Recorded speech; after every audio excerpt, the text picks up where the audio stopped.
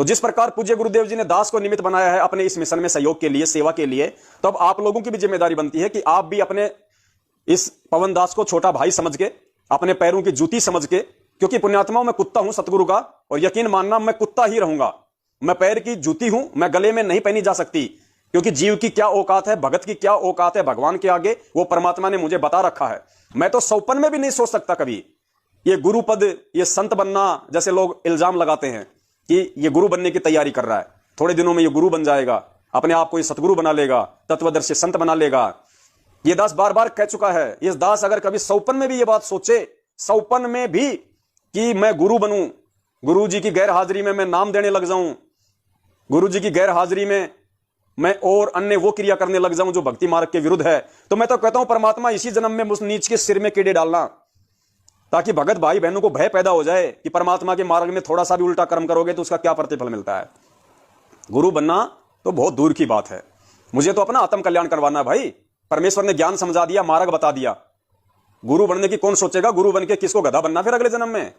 बड़ी मुश्किल से दाव लगा है इस जन्म में यहां से निकलने का। ये तो सेवा है, ये तो सबको करनी चाहिए।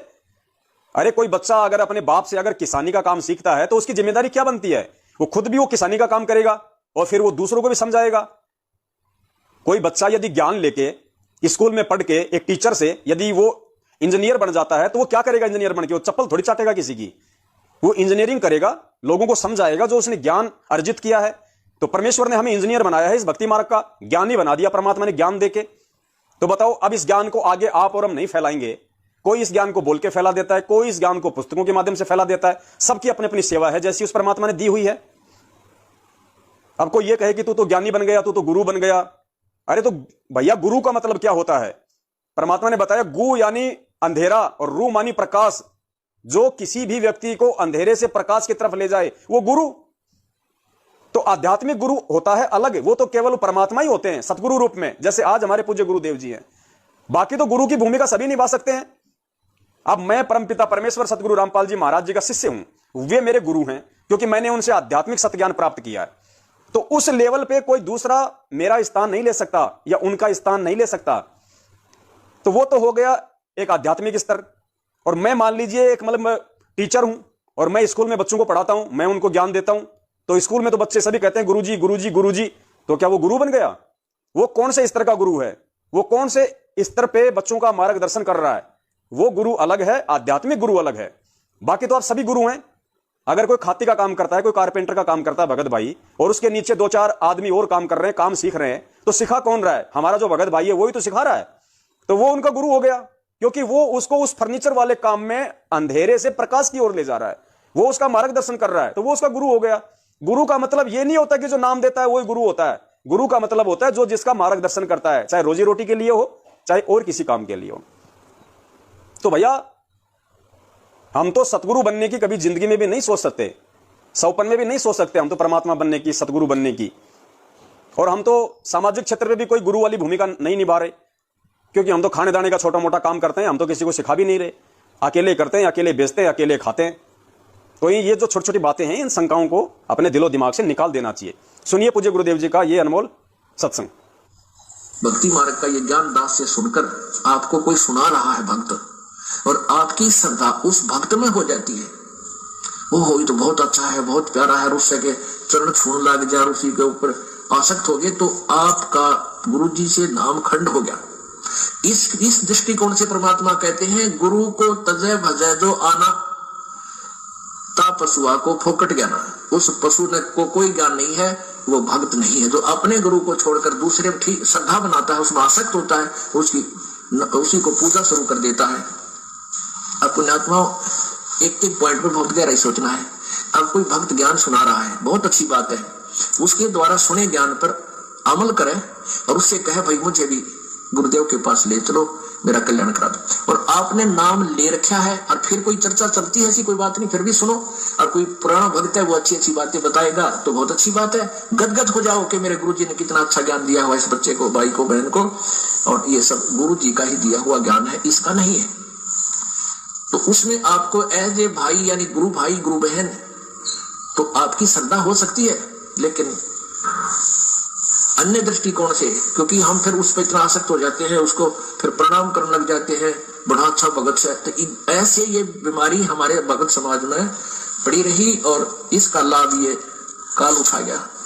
मेरी सच्चाई पुण्यात्माओं, दास निवेदन करता है कि आप जियों को भली भांति समझ में आ गया होगा। जो नहीं सच्चाई पुण्यात्माओं, ये दास का पहले से वीडियो बना हुआ था, उसमें से दास ने ये कटिंग निकाली थी।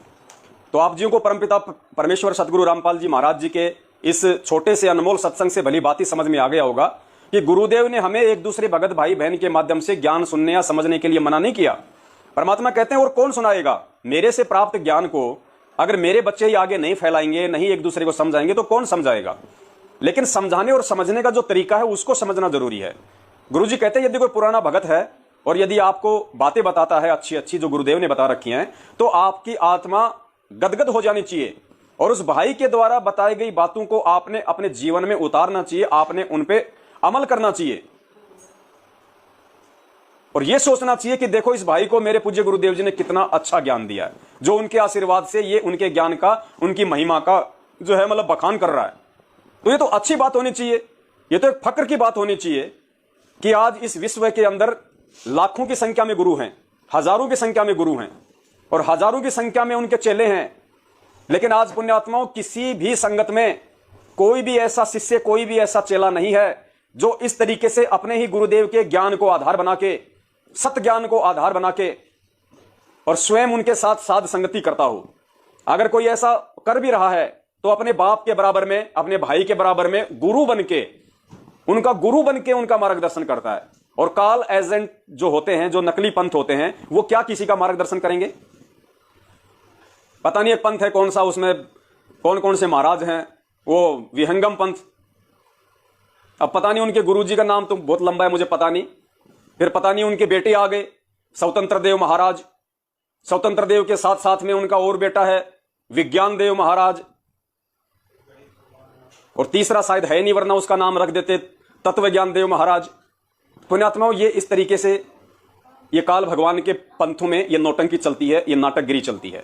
ये सब के सब ये काल प्रेरित ये पंथ है। ये तो ये परमेश्वर का मार्ग है और परमेश्वर के मार्ग में ही परमात्मा किसी आत्मा को निमित्त बनाता है अपने उस तत्व ज्ञान को आगे प्रचारित करने के लिए। प्रचार तो सभी कर रहे हैं, लाखों की संख्या में, हजारों की संख्या में हमारे भगत भाई बहन हैं जो पुस्तक सेवा करते थे पूज्य गुरुदेव जी के समय में, जैसा गुरु जी उनको निर्देशित किया करते थे।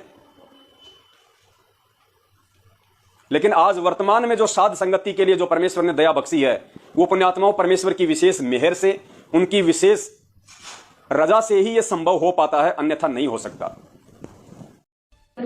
मस्तक लाग रही मारे गुरु की दूर, मस्तक